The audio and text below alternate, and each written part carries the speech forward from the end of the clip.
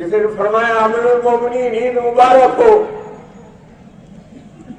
عید مبارک ہو، تو رونے لگے، آنکھوں سے آنسو گھر گھر جاری ہو گیا۔ کہا یہ عید مبارک دن بھی ہے، اور یہ عید کا دن احتساب کا بھی دن ہے۔ پتہ نہیں اللہ تعالیٰ ہمیں رمضان کا حق ادا کرنے والوں میں شامل فرمائیں گے یا رمضان کا حق نہ ادا کرنے والوں میں شامل فرمائیں گے، ہمیں اس کی کوئی خبر نہیں۔ اس لیے یہ دن رونے کا بھی دن کہ ہم نے روزوں کا حق ادا کیا یا نہیں کیا جیسا اللہ چاہتا تھا، تراویح کا جیسا حق تھا ادا ہوا یا نہیں ہوا۔ ہمیں اس کا ڈر ہے کہ اللہ اس کا حساب لیں گے تو ہماری کیا بنے گی۔ حضرت عمر رضی اللہ عنہ جیسا جلیل القدر صحابی عید کے دن رو رہا ہے، اور ہم جو کچھ بھی نہیں کیے، رسم بھی نہیں ادا ہوئی، اور اب تو حد ہو گئی، قرآن کا مذاق اڑا دیا گیا۔ 5 دن میں ختم، 6 دن میں ختم، اور لگی ہوئی امت میں کہاں جلدی ختم، وہاں سے ہمیں چھٹی مل جائے۔ نہیں میرے عزیز و بزرگوں بھائیوں، قرآن کریم و کتاب اللہ نے ہمیں آپ کو دی تھی جو جلدی سے پیچھا چھوڑا دینے کے لیے نہیں دی۔ ابھی اللہ نے اپنے پاک گھر بلایا تھا، لوٹ کے ابھی 18 رمضان کو آیا ہوں، 17 روزے وہاں ملے، روزانہ 1 گھنٹے میں دونوں مقدس سرزمین کے، دونوں حرمین کے، بیت اللہ کے بھی، مسجد نبی میں بھی 1 گھنٹے میں امام صرف پونا پارا پڑھتا تھا، اور اس پونا پارا پڑھنے کے بعد جب وتر کی نماز کے بعد دعا مانگتا تھا امام، تو زاروں قطار روتا تھا، ہچکیاں مار مار کے روتا تھا، اے اللہ تیرے قرآن کے پڑھنے کا حق ادا نہیں ہوا۔ ہم کیا کر رہے ہیں؟ ہم نے کون سا حق ادا کیا ہے؟ نہیں میرے عزیز و بزرگوں بھائیوں، قرآن کو مذاق مت بنائیے۔ قرآن کریم کو چاند دیکھ کے پڑھنا شروع کرنا ہے، چاند دکھائی دینے کے بعد ہی بند کرنا ہے۔ لیکن ہم ہر عمل میں اپنی جی چاہی، اپنی من چاہی والا دین چاہ رہے ہیں کہ چلے دنیا میں۔ نہیں میرے عزیزوں، رب چاہی دین پر چلیں گے تب ہمیں کامیابی ملے گی، نبی پاک صلی اللہ علیہ وسلم والی سنتوں والی زندگی پہ چلیں گے تب ہمیں کامیابی ملے گی۔ میرے عزیز و بزرگوں بھائیوں، یہ عید ہمیں پچھلا گزرا ہوا مہینہ رمضان ہمیں کچھ سبق دے کے گیا ہے، کچھ عادت بنوا کے گیا ہے کہ بھوکے پیاسے رہو تاکہ تمہیں بھی دوسروں کی بھوک اور پیاس کا احساس ہو۔ ہمارے روزہ رکھنے سے اللہ کی شان میں، ان کی بڑائی میں کوئی بڑھوتری نہیں ہوگی، اور اگر پوری دنیا روزہ نہ رہے تو بھی اللہ کی شانی میں، ان کے مرتبے میں ذرہ برابر کمی نہیں آئے گی۔ یہ روزہ ہم اس لیے فرض ہوا تھا، قرآن خود کہہ رہا ہے کہ تم پہ روزہ ہم نے فرض اس لیے کیا تھا کہ تم متقی بن جانا۔ متقی کہتے ہیں میرے عزیز و بزرگوں، اللہ سے ڈرنے والا بن جانا، اسے ہر وقت یہ خیال ہو، گھر پہ ہو، بازار میں ہو، خلوت میں ہو، جلوت میں ہو، کہ میرا اللہ مجھے دیکھ رہا ہے، میرا اللہ مجھے دیکھ رہا ہے۔ یہ رمضان ہمیں سکھا کے گیا ہے۔ اگر ہمارے اندر یہ کیفیت پیدا ہو گئی ہے تو الحمدللہ ثم الحمدللہ کہ اللہ ہمیں دیکھ رہا ہے، ہمارے ہر عمل کو دیکھ رہا ہے، ہمارے آنکھ کے اشاروں کو دیکھ رہا ہے، ہمارے دل میں خیالات جو پیدا ہو رہے ہیں اسے دیکھ سن رہا ہے۔ اگر یہ بات پیدا ہو گئی ہے تو الحمدللہ ثم الحمدللہ روزے کا حق کچھ ادا ہو گیا، اور اگر یہ نہیں ہو رہی ہے اللہ معاف کرے، بڑا کریم ہے وہ۔ کتنے لوگ ہوں گے جن کی آج کی فضل قضا ہو گئی، پہلی تاریخ کی فجر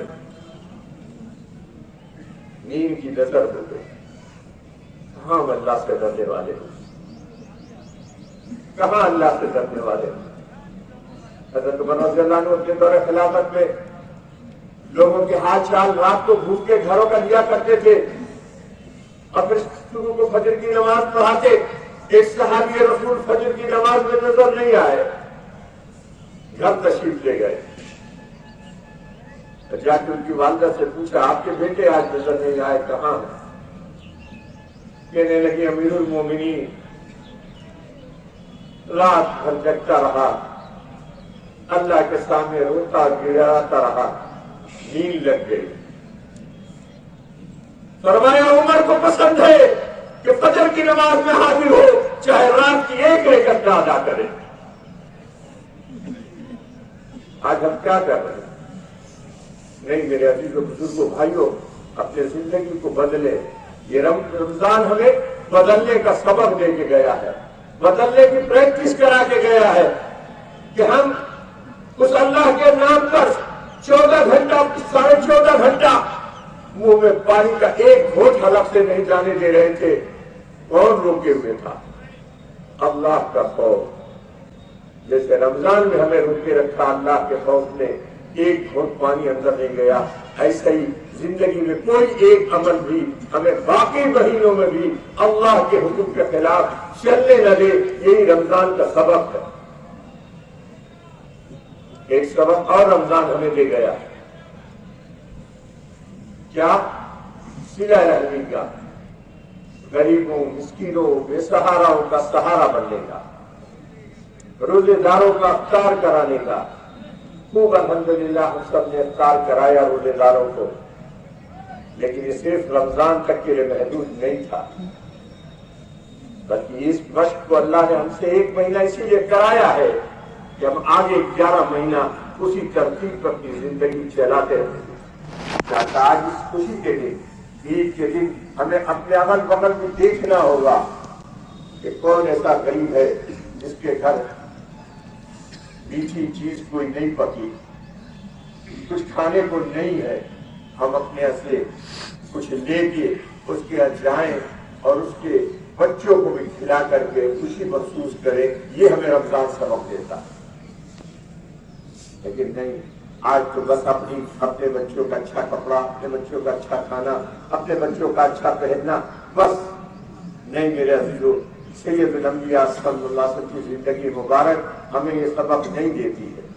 آپ صلی اللہ علیہ وسلم کے بارے میں آتا ہے، عید کے دن سے 1 دن پہلے آپ مدینے کی گلیوں سے گزر رہے تھے، ایک بچہ رو رہا تھا، اس بچے کو آپ نے اٹھا لیا، پوچھا اس سے بیٹا کیوں رو رہا ہے تو؟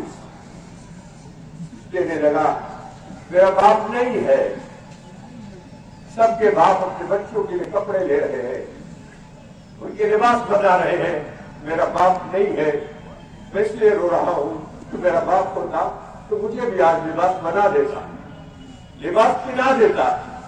سرکار دو عالم صلی اللہ علیہ وسلم نے اس معصوم کو اٹھا لیا، اپنے سینے سے لگا لیا اور گھر لائے، اور رات سے اس معصوم سے فرمایا کیا بیٹا تو چاہتا ہے کہ محمد تیرا باپ ہو اور عائشہ تیری ماں ہو رضی اللہ عنہ اور فاطمہ تیری بہن ہو، تو آج سے تو میرا بیٹا۔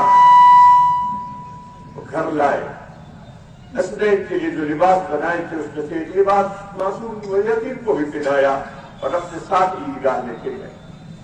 کیا ہم نے بھی کبھی ایسے عمل کیے؟ کیا ہماری زندگی میں بھی ایسے عمل کی جذبے پیدا ہوئے؟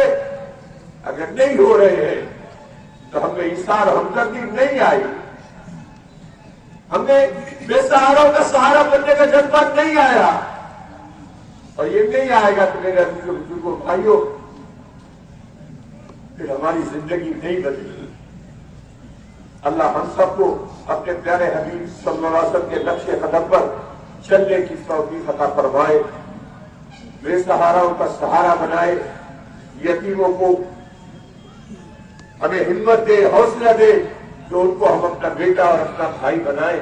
آج بہت سارے یتیم بچے، غریبوں کے بچے ایسا نہ ہونے سے تعلیم نہیں حاصل کر پا رہے.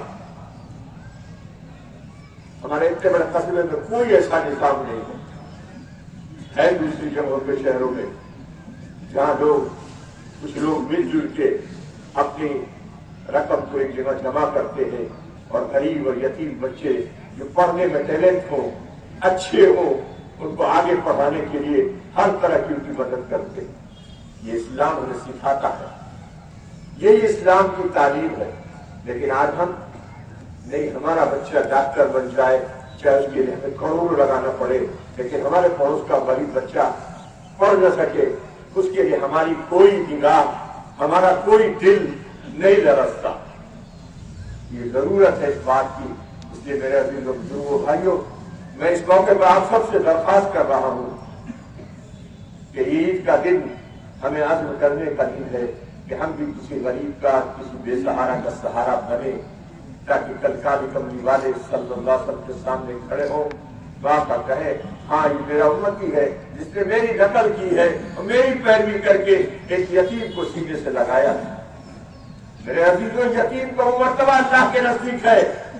آقا صلی اللہ علیہ وسلم فرما کے گئے ہیں کہ اگر کسی یتیم بچے کے سر پہ کوئی صرف پیار کا ہاتھ پھیر دے, سر پہ پیار کا ہاتھ شفقت کا پھیر دے اور کہے بیٹا ہم ہیں تمہارے لیے, کوئی کچھ ضرورت کوئی پریشانی ہو تو ہمیں بتانا. فرمایا اس کے سر پہ جتنے بال ہیں ہر بال کے برابر اللہ تعالیٰ سے نیکی عطا فرمائے. لیکن ہم تو بالکل ساری روش الٹ گئی, ساری راہیں بھول گئے, بس اپنی اپنی نفسی میں دنیا میں ہم زندگی گزار ہے. نہیں میرے عزیزوں بزرگوں بھائیوں, ہم دنیا میں یہاں آئے ہیں, امتحان گاہ میں آئے ہیں, کچھ کر کے جائیں گے تب اس کا رزلٹ ملے گا. آج جیسے ہم عید گاہ میں رمضان کا رزلٹ لینے آئے ہیں, رمضان کے انعامات لینے آئے ہیں, قرآن کی تلاوتوں کے انعامات لینے آئے ہیں, صدقہ و خیرات کا انعام لینے آئے ہیں, ایسے پوری زندگی ہماری میرے عزیزوں بزرگوں کچھ کرے گی تب اللہ کی انعام کی مستحق ہوگی, حقدار ہوگی. اللہ تعالیٰ ہم سب کو کہنے سننے سے زیادہ کرنے والا بنائے. ایک نفس کو موت کا مزہ چکھنا ہے اور موت سے پہلے ہی ہمیں کچھ کر لینے کا موقع ہے. موت کے بعد ایک بار سبحان اللہ بھی کہنے کے ہم محتاج ہیں. اس لیے ابھی زندگی دی, اللہ نے صحت دی ہے, کچھ کر لیں, کچھ کر کے جائیں تاکہ آپ کی کوئی نشانی دنیا میں ایسی ہو کہ لوگ مرنے کے بعد کہیں کہ فلاں دنیا سے چلا گیا لیکن اس نے یہ کیا تھا. اس لیے میرے عزیزوں آپ سے درخواست کرتے ہوئے اپنی بات ختم کر رہا ہوں اور اپنی دعاؤں میں خاص کر کے یتیموں کے لیے, بے سہاراؤں کے لیے, مظلوموں کے لیے ضرور دعا مانگیں گے کہ اللہ ان کی مظلومیت پہ ترس کھا جا, ان کی یتیمی پہ ترس کھا جا اور اپنی مدد کے دروازے کھول دے. پوری امت مسلمان آج بہت حالات سے دوچار ہے. ہم آرام سے ضرور ہے, ہم خوش ضرور ہے, لیکن ہمارے بہت سے بھائی بہت حالات سے دوچار ہے. اللہ کے حبیب صلی اللہ علیہ وسلم نے اپنی امت کی مثال دی ہے کہ میری امت ایک جسم کی طرح سے, اگر جسم کے کسی حصے میں بھی تکلیف ہو رہی ہے تو اس تکلیف کا احساس پوری امت کو ہونا چاہیے. آج بہت سے ہمارے بھائی کی تکالیف میں ہے وہ ہمیں تصور بھی نہیں ہو سکتا. اس لیے آپ سب سے گزارش ہے کہ اپنی دعاؤں میں جہاں اپنے لیے دنیا اور آخرت کی خیر و بھلائی مانگے, اس میں ان یتیموں, ان بے سہاراؤں, ان مظلوموں کے لیے دعا کریں کہ اللہ تعالیٰ ان کی مظلومیت پہ ترس کھا کے اب رحم کا فیصلہ فرما دے, اب ان کے برات کا فیصلہ فرما دے, اب ان کے آزادی کا فیصلہ فرما دے. خصوصاً فلسطین کے بے کس و بے بس مسلمانوں کے لیے جہاں پورا رمضان گزر گیا آگ کے گولے ان کے اوپر برستے رہے اور اسی طرح ان کیمپوں میں اللہ کی عبادت کرتے رہے. ان مظلوم مسلمانوں کے لیے ہم کچھ نہیں کر سکتے تو کم سے کم آنکھ کے آنسو کے 2 قطرے تو بہا سکتے ہیں جو ہمارے بس کی بات ہے, لیکن ہم بالکل بھولے. اللہ ہمیں اپنے بھائیوں کا درد نصیب فرمائے, اس کے لیے اللہ سے آنسو بہائے. وآخر دعوانا